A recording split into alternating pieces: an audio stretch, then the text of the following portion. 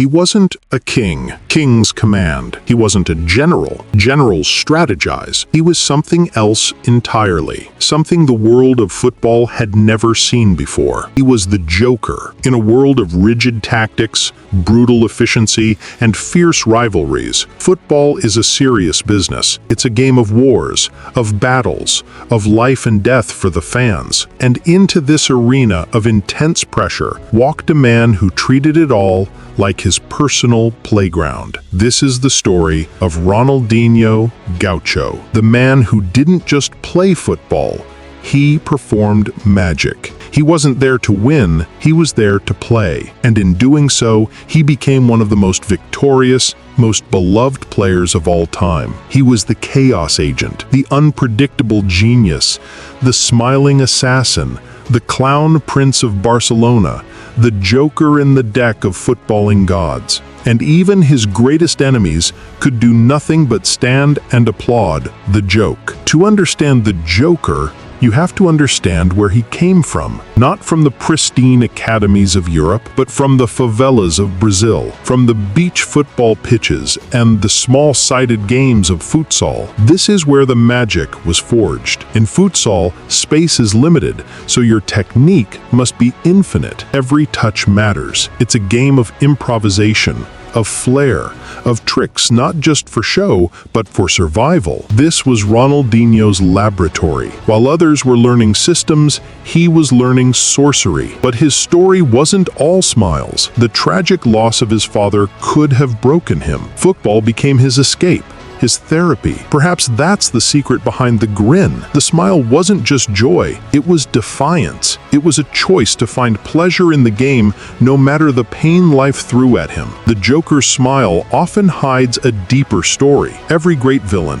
every great hero has their signature weapons. The Joker had his laughing gas, his razor-sharp playing cards. Ronaldinho had an arsenal of tricks that defied physics and shattered defenders' egos. Look at this, the Elastico, a move so sudden, so physically implausible, it's like the ball is attached to his foot on a rubber band. He'd sell a defender one way, and in a blink of an eye, pull it back the other. It wasn't a move, it was a prank. The no-look pass, the ultimate sign of disrespect?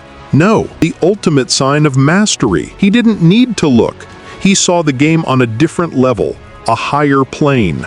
He was playing chess while everyone else was playing checkers. He was telling a joke only he knew the punchline to and making you part of it. This was the core of his chaos. He didn't just beat you, he embarrassed you. He made you question your own ability. He exposed the rigid structure of professional football with a flick of his boot. He was unpredictable, uncoachable, and utterly unstoppable. The ultimate agent of chaos. And it was at Barcelona, a club yearning for a hero, where the Joker became a king. He didn't just revive Barca, he reinvented them. He brought back the joy, the joga bonito, the beautiful game.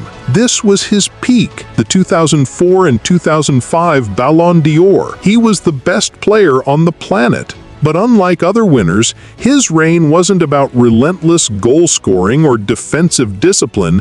It was about this, pure, unadulterated joy. He played with the freedom of a kid on the street. He reminded millions why they fell in love with the game in the first place. It wasn't about the result. It was about the performance. The Joker had taken over the biggest stage in the world, and the audience was loving every second. But what happens when the Joker gets bored of the game? When the laughter starts to fade? Ronaldinho's prime was breathtaking, but brief. The very lack of discipline that made him so free perhaps limited his longevity. The nightlife of Barcelona, the samba, the party, it was all part of the character.